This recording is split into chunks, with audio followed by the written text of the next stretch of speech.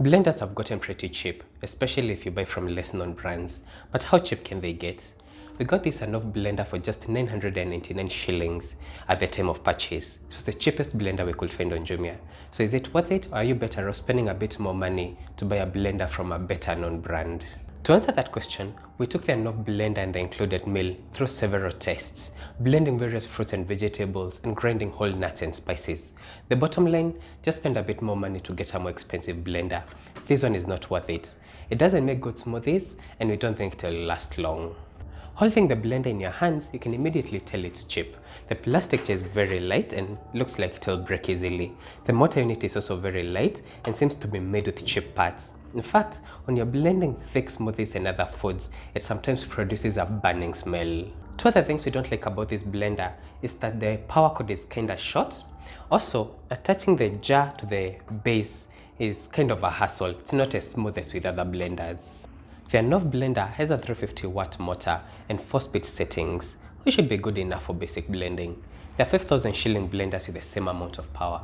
But, as you'll see, that power doesn't translate into good blending.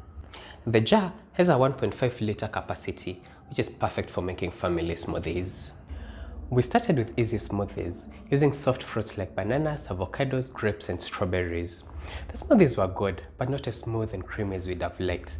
We have an almost 10-year-old Philips blender with the same amount of power that makes much better smoothies. When we blended tougher and more fibrous fruits like pineapples, oranges, and apples, the smoothies were even worse.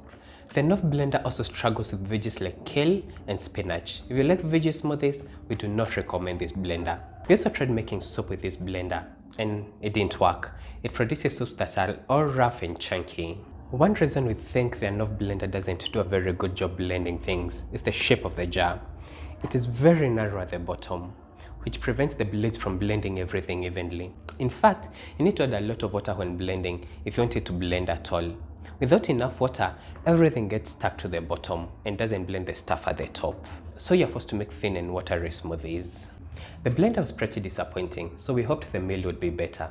And it was, until it broke. We successfully made cardamom spice by roasting and grinding cardamom seeds. We also ground some black peppercorns and groundnuts. The powders weren't super fine, but they were good enough. The meal finally broke when we tried to make cinnamon spice. Probably the cinnamon sticks were too tough. The jar broke almost immediately.